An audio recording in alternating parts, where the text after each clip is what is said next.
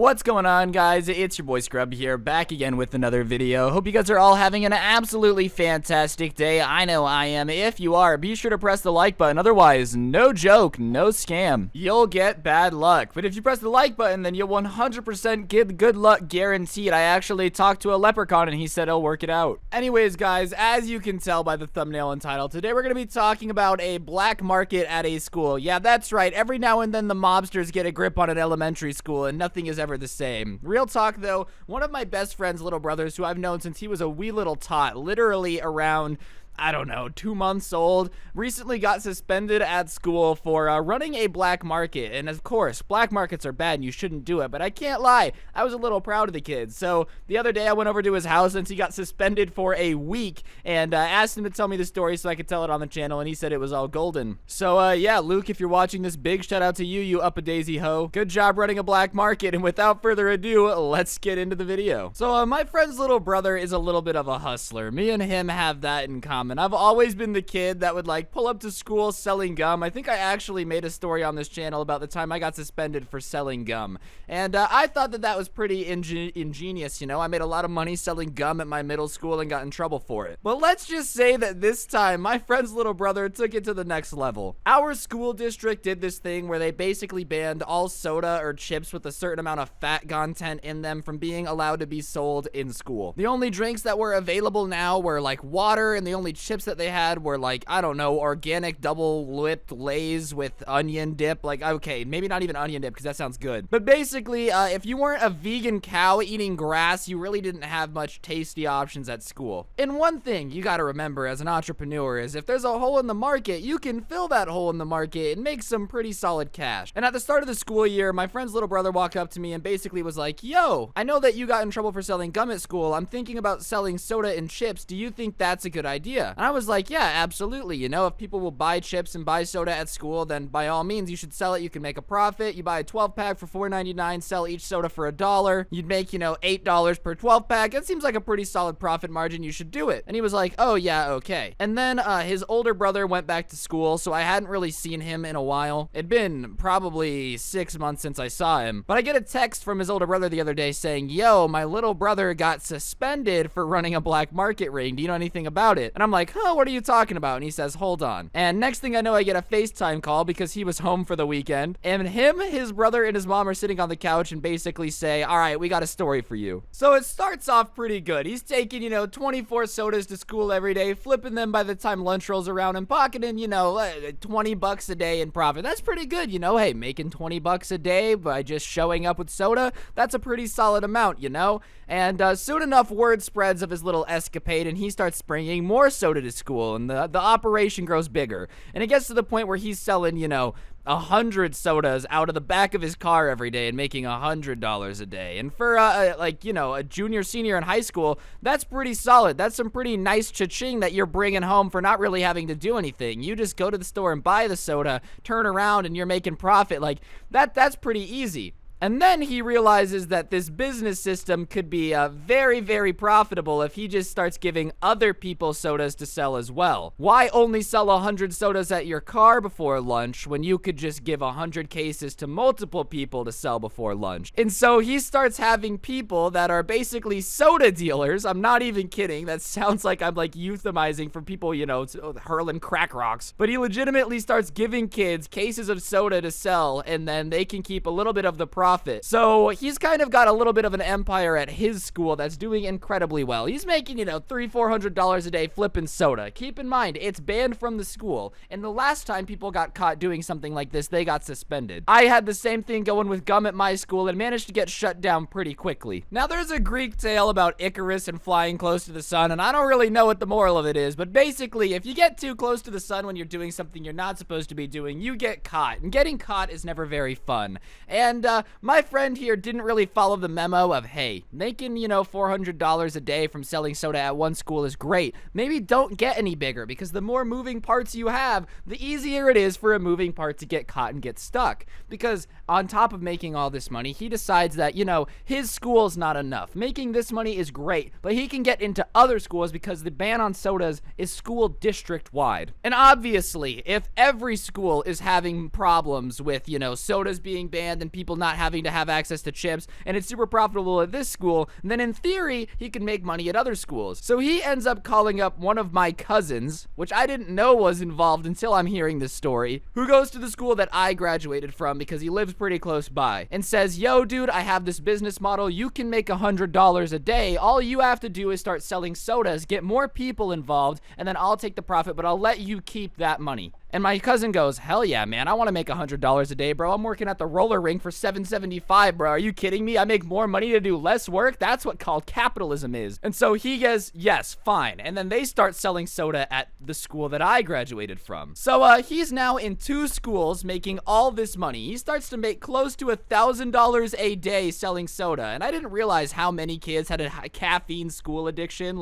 But these kids literally couldn't go a day without drinking a soda, bro. They literally had to just buy a soda every day. Like, call me crazy. I think if my school banned soda, I could go without it for 6 hours until I got home. But hey, if there's money to be made, I really can't blame the guy. So he gets involved at 2 schools now, and things are going okay. I don't know how they haven't been caught yet. I guess for the most part, if someone's walking around with a Coke, they could just say, oh, I brought it from home. And like, teachers aren't really going to be that wise, because call me crazy, but I don't think teachers are smart enough to think that somewhere out there is a mob boss of a kid who is sitting there from one school away, like pulling all the strings and making people have dealers at different schools who are selling sodas and profit margins. Like, no teacher is going to think that's actually a thing, okay? They're just going to think the kid brought the Coke from home and make him throw it away. Regardless, we're just billin' and chillin', all right? I'm hearing this story, and then I realize why this is actually starting to cause a problem. See, that was like the first 2 months as he gets involved at 2 schools, starts making all this money, whatever. I guess if you trust the person you're working with at the other schools, that's okay, that's fine.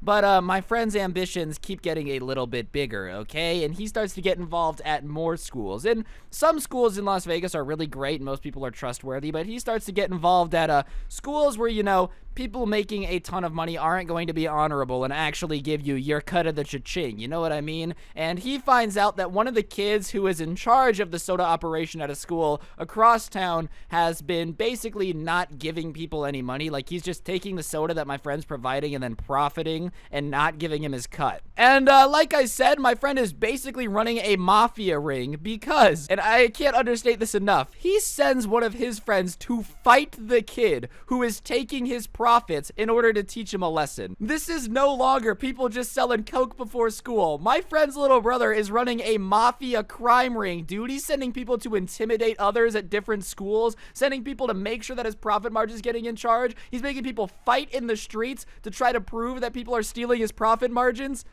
My friend is literally a mobster, sending people across town to fight each other because someone tried to walk off with his money. And the second you start making people fight each other, you go from, look at this little entrepreneur selling soda to, look at this mob boss. So my friend's little brother is a mafia boss at this point and gets involved in like almost every school in our school district. We're talking, you know, 12 out of the 18 high schools in the Vegas Valley. This guy is in one way or another involved in people selling sodas for money. And all of this has happened in like 3 months, okay? So he's getting a little big for his britches, and I guess it all came crumbling down within the last week. So 3 weeks ago, he has somebody fight somebody because they were taking his money, and 3 weeks later, he's suspended with his entire operation in ruins. And what happened was, at one of the schools, one of the principal's kids had heard about it and wanted to start making money, obviously, because making money is always fun. And so the principal's kid basically gets involved, starts selling sodas, and the principal starts asking him, where are you getting all this money from? Like, the kid's making, you know, $100 a day, and the principal's like, look, where are you making this money from? I know you don't have a job. You go to school with $0, you're coming home with 100. Like, what are you doing? What are you selling? And the son's trying not to snitch and is like, I can't tell you, which obviously makes the principal think that his son is selling very unsavory things, okay? The type of things you don't want to admit that you're selling to your principal father, all right? So his dad basically says, look, we can either launch a full investigation or you can tell me, but you pick and choose right now. Like, you tell me what you're selling or you're in trouble. So the son basically decides, fine, I'll tell my dad. And he tells his dad about the soda selling and basically where he's getting it from and all this stuff. And the second he finds out, the principal does, that the place where he's getting all the soda is from a different school and somebody comes and drops it off every day, he realizes that this isn't just a his school problem. This is like a multiple school problem where tons and tons of people are selling sodas, and obviously it's more organized than than just one person. So he launches an investigation to try to figure out where everybody is getting it from. And over the course of the week, basically comes to the conclusion that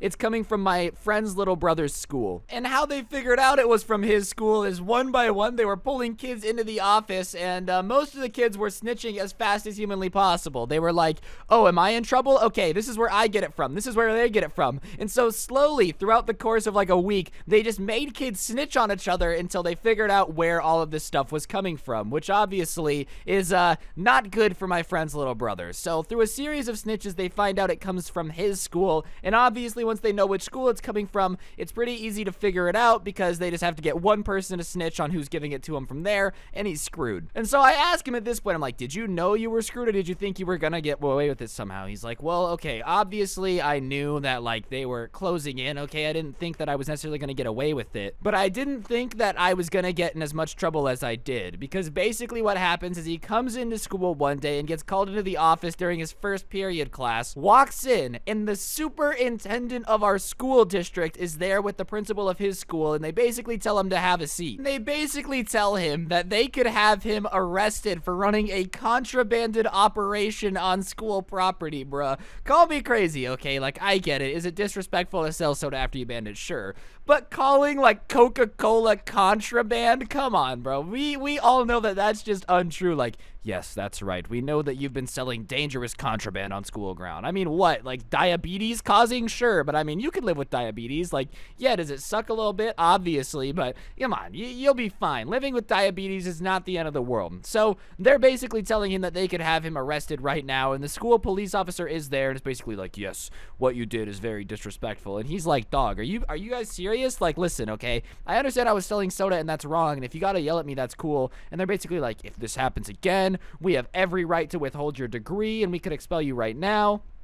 And he's like, are you, okay. Like, he doesn't know what to do, okay? You have a bunch of people, the superintendent yelling at you, basically telling you that you're gonna be lucky if they let you graduate, and you expect him to have a calm, normal response. It's just not gonna happen. And they basically say, if you make us investigate this further, we will, like, do whatever we can, but if you just admit to doing it right now, then we will we'll talk about your punishment. So he goes, yeah, of course, like, I am doing it. Like, he's not gonna lie. He knows he's gotten caught at this point. The school resource officer is there, the superintendent's there. He's like, yes, it's me. Like, I'm the one who is making all these kids sell soda. And they're like, okay, basically your punishment is you're suspended for a week effective immediately, and you might not be able to walk at graduation. And he's like, you're gonna keep me from walking at graduation for selling soda. And they're like, yes, what you did is very disrespectful and caused a lot of problems, you know. And he's like, okay, yeah, oh, I'm so disrespectful. I caused so many problems. That's my bad. I'm so sorry for causing all these problems. And they proceed to give him a giant lecture about how what he was doing is like illegal because technically you're not allowed to resell, you know, individual soda cans from a pack without licenses and da-da-da-da-da. And he's like, yes, Coca-Cola is gonna come down heavy on the, I don't know, 17-year-old kid selling their soda. Like, okay, I get it. What I did was illegal. It was bad. At a certain point, you know what you're doing is against the rules. That's why he was doing it. The only reason he's making money selling soda is because it is against the rules. He's not an idiot. He knows that's why it was profitable. And they're basically telling him how it's wrong to sell soda. And he's like, yada, yada, yada. Okay, blah, blah, blah, blah. After getting yelled at by the superintendent and his principal for a bit, they're like, now you are suspended for 5 days, effective immediately, which is a week because there's 5 school days. And they basically say, when you get back, we'll have another meeting discussing the permanence of your situation and what you can do to, like, make it up to us, yada, yada, yada. And then they say, all right, now we're gonna escort you off campus and make the police officer for his school escort him to the car. Like, what is this guy gonna do? Dangerously go tell people to buy his soda while walking off school campus? Like, they gave him a police escort off the premises just to make sure he would leave. As if the kid who's just been selling soda is a dangerous criminal who needs to be prosecuted to the fullest extent of the law. There's a little bit more to the story, but before we get to the ending though, you guys should all head over to gfuel.com and purchase yourself some lovely G Fuel using code Scrubby. Yeah, that's right. I personally drink G Fuel every morning, which gives me the cracked out skill to tell 16-minute video stories. If you want to be as cool as me, then buy yourself some G Fuel using code Scrubby at checkout for a discount. Da-da-da-da, da-da-da-da. Back to your regularly scheduled programming. Anyways, while getting escorted out, the cop was basically like, yeah, I thought you were gonna be like a drug dealer or something. I didn't realize this was all over soda, because the way they were talking about it, you would think that you single-handedly corrupted the country of Colombia and capitalized on it.